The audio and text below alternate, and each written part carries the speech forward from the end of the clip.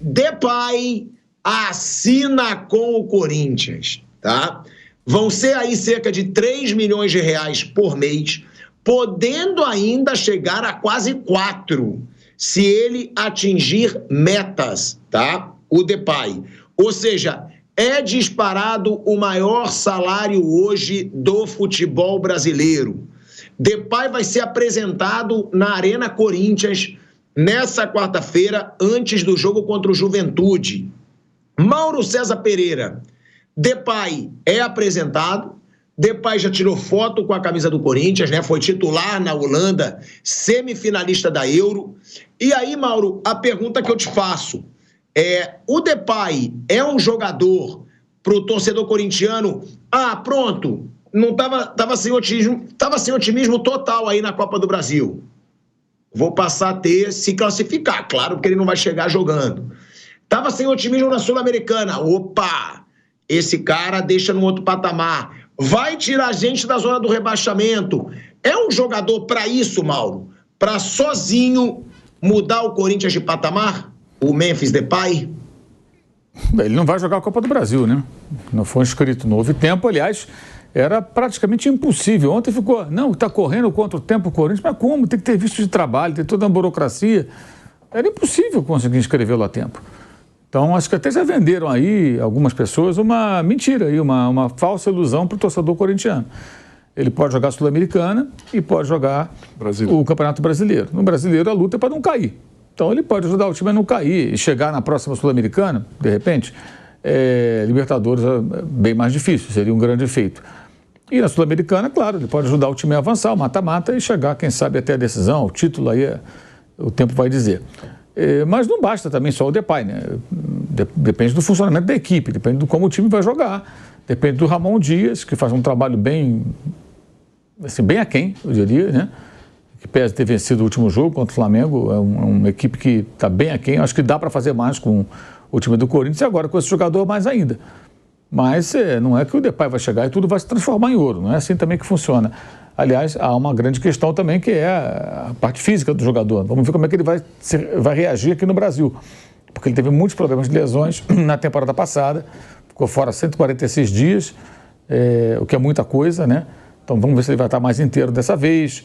E ele não joga há cerca de 2 meses, então também vai precisar, imagino eu, de um período mínimo aí para entrar em forma. E no futuro, se o Corinthians contratar o Gabriel Barbosa, teremos o rapper e o trapper. Vai ser uma coisa maravilhosa, um dueto, né? Porque o Depay é rapper e o Gabriel Barbosa é trapper. Então, juntos os dois vão ter um entrosamento dentro e fora de campo, eu imagino, vai ser uma maravilha. As músicas sensacionais que o Thiago Asmar vai adorar. Vai ficar lá em Fortaleza, curtindo lá o sol, né, a praia e as melodias de Depay e Lil Gabi, né, juntos. Mas tem isso. A Raíssa Simplício, Mauro, eu não sei se você viu, mas a Raíssa Simplício, ela deu a notícia que o Gabigol voltou a entrar.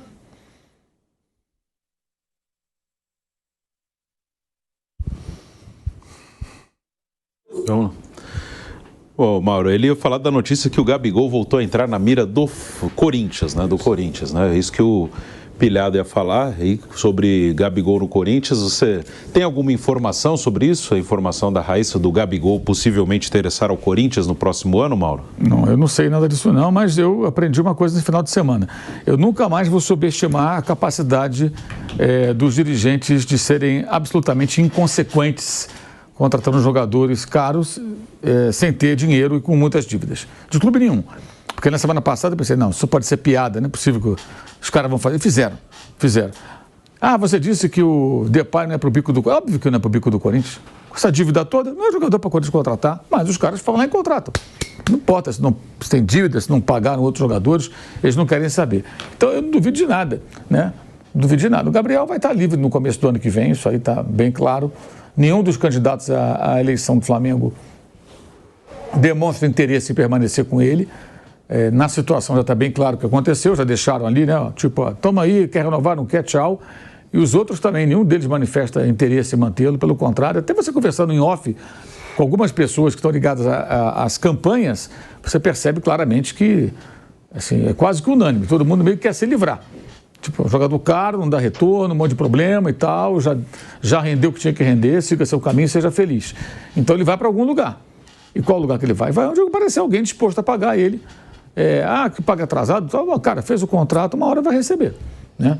E um contrato longo, geralmente os caras querem contrato longo, é o que ele vai querer. Seja do Corinthians, do Palmeiras, de um outro clube, tipo 4 anos, menos do que isso, ele não, a priori não vai querer. A não ser que ninguém ofereça, aí ele vai ter que dançar a música que vai estar tocando e de repente aceitar outro tipo de proposta. Mas eu não duvido de mais nada. Acho perfeitamente possível que façam também essa investida, porque o Corinthians não está trabalhando na busca de jogadores que formem um time. Ele vai estar buscando agora jogadores midiáticos, né? O negócio é ser midiático. E o Gabriel, de fato, é midiático, né? Então, já não duvido de mais nada. Já pode até procurar hoje, de repente, porque daqui a 3 meses ele vai estar livre, vai estar de férias e livre no mercado. Né? Não sei se vai poder jogar, porque tem a questão da suspensão, que ele não se livrou desse problema aí da suspensão do exame antidoping, né? Mauro, e até você falou dessa questão do Gabigol, que hoje ele está fora dos planos de todos os candidatos, né? E é o cenário mesmo que ele está muito mal. Só que ele vai ter chance de jogar agora, né? Porque o Pedro se machucou, né? Alguma oportunidade ele vai ter. E a gente sabe como as coisas são volúveis, ainda mais com envolvendo políticos. Se ele fizer uma boa reta final, você acha que isso pode ser revertido? Acho que aí muda tudo. A questão é ele fazer uma boa reta final. Sim. Marcar um gol ou outro, até que ele vai acabar fazendo. Se ele ficar muito tempo em campo, uma bola ou outra ele vai botar lá dentro do gol. Vai ter um pênalti, alguma situação vai acontecer. Agora, isso é pouco, né? O que ele precisa fazer é mais. Ele tem que decidir grandes jogos, ele tem que aparecer por um dos melhores momentos. Ele não tem conseguido jogar. Então, acho até que ele vai ser a primeira opção do Tite quinta-feira contra o Bahia. Porque ele está treinando, aparentemente em condições. Até porque o Tite tem que colocar para se livrar de um problema, que é, ele não escala o Gabriel, não bota o Gabriel. Então, ele vai dizer, põe o Gabriel. Deu certo, fica. Não deu certo, tira. Ainda assim vai ter gente reclamando, que tem que colocar de novo. Então ele é quase que empurrado para colocar o jogador. Ele vai ter a chance dele com toda certeza. Agora, se ele for muito bem, pode mudar esse cenário. Mas não é o mais provável, né, pelo longo período em que ele vem aí sem conseguir aproveitar as chances que tem. E acho assim, ele vai ter chances, mas se ele não decolar, ele vai sair do time de novo. Ele joga, mas se não der certo, o Tite vai tentar com o Bruno Henrique, Carlinhos, o Arrascaeta de falso 9, vai buscar uma outra saída, que a gente não sabe qual é, porque não vimos ainda, ele está treinando lá. Mas certamente deve estar pensando, eu tento com o Gabriel, não deu, eu vou tentar com outros jogadores que possam... Até porque o Gabriel já obriga uma mudança na forma do time jogar, não é um centroavante de referência como é o Pedro, só o Carlinhos tem características mais próximas, mas tecnicamente é bem abaixo. Então ele vai ter chance, mas não sei se terá, assim, várias chances para errar. Vai ter uma, duas, se não for bem, a tendência é que ele saia do time. Agora, a gente está falando, né, de um Gabigol que realmente, aí eu pergunto para o Bruno também, eu acho que o único clube brasileiro que poderia fazer a loucura...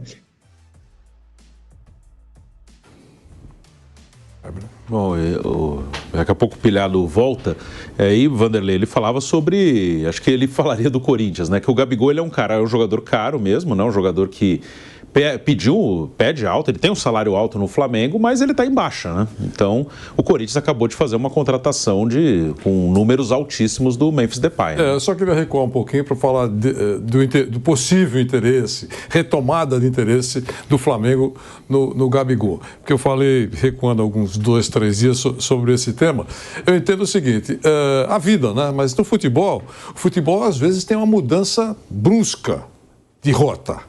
Quando eu, por exemplo, eu falei várias vezes aqui, continuo achando até, que o desamor é verdadeiro entre o Gabigol e o Flamengo, é só uma questão de tempo, de todas as partes, todos estão esperando o tempo passar e ter logo, boa tarde, foi muito bom tê-lo aqui, aquela saída formal e adeus. Então é isso que eu acho. Mas aconteceu uma coisa que não estava sendo esperada, uma contusão seríssima do Pedro. Em cima da hora, o Flamengo tem dinheiro, é verdade, mas para o Flamengo é impossível contratar qualquer um.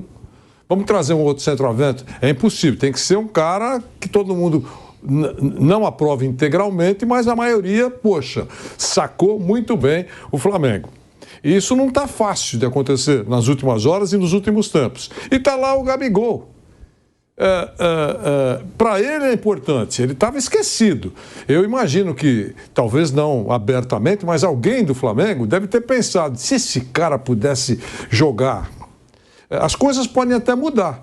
Se ele for utilizado Se ele perceber que essa é uma grande chance, mesmo com disposição de ir embora, saindo por cima, nesse momento em que o time precisa de um atacante, ele estava quase que esquecido, começa a mostrar qualidade e mesmo assim ele decide ir embora e o Flamengo não sobe a oferta para continuar com ele, enfim, qualquer coisa assim. Mas sai com o holofote em cima. Ele pode agarrar, se ele for chamado, ele pode agarrar essa chance como um momento, digamos assim, de saída com brilho. É isso que eu penso. Agora, o que o Flamengo vai fazer, o que ele vai entrar, com que disposição, pode ser mal-humorado, é agora que preciso, não quero nada, vou indolente, é uma outra conversa. Agora, ele pode ver de uma outra maneira. Vou agarrar com todas as forças para mostrar que eu ainda tenho lenha para queimar, sou importante e vou respirar outros ares. É isso, eu acho que esses próximos dias serão, digamos, muito interessantes. Bruno e Asmar. Bom, tem que chamar um break, então, na Rádio Jovem Pan. Vamos seguir no YouTube. E acho que o Pilhado também já está de volta agora, seguindo no YouTube. Pilhado. É isso, Bruninho, seguindo aqui na rádio, no YouTube, falando dessa situação, né, do Gabigol. Porque aí o Gabigol, na minha opinião, ele não é jogador para fechar contrato com o que ele está pedindo. Tá? Agora, a gente já viu que o Corinthians é um clube que faz loucuras financeiras. Porque é uma loucura financeira o Corinthians está contratando o Depay. Não é porque o Depay pode jogar muito no futebol brasileiro, e eu acho que ele vai jogar muito no futebol brasileiro, que a gente não vai falar que é uma loucura um clube que está endividado contratar um jogador para ganhar 3 milhões por mês de reais. É o jogador mais caro do futebol brasileiro hoje. Ou seja, você pensa, né, a gente pensando que o Corinthians seria o único clube maluco ao ponto de fechar um contrato de 4 anos com o Gabigol para ganhar mais de 2 milhões de reais por mês. Me desculpe, eu não acho nem que o Cruzeiro pagaria isso. O Cruzeiro é o sonho, né? Era o sonho. Eu acho que o sonho do Pedrinho pode estar diminuindo com o futebol que o Gabigol está mostrando. O Pedro Lourenço queria o Gabigol no Cruzeiro, sempre quis. Mas eu duvido que o Cruzeiro vai pagar 4 anos de contrato, 2 milhões e 200 mil reais por mês, que é o que o Gabigol queria. Agora, já o Corinthians, eu não vejo uma impossibilidade de fazer uma loucura como essa.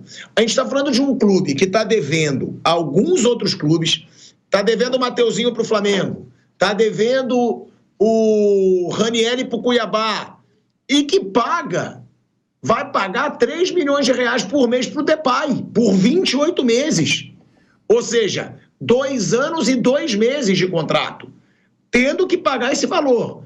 Ou seja, Mauro, eu acho que o Corinthians é capaz de fazer essa loucura, né? Já contratou o Depay, contratou aí o Carrilho ainda, da seleção peruana. E aí pode ser um futuro para o Gabigol, porque o Gabigol ele não coloca os pés no chão. Ele continua achando que ele ainda é o Gabigol de 2019, de 2020, e ele não é. Não é. Continua pedindo valores de um jogador que está no auge da sua carreira, e ele não está. Ele está 2 anos sem jogar nada. Pode ser que o Gabigol veja, opa, tem um clube disposto a pagar o absurdo que eu estou pedindo para um contrato de 4 anos mesmo sem estar jogando nada. Então é para lá que eu vou.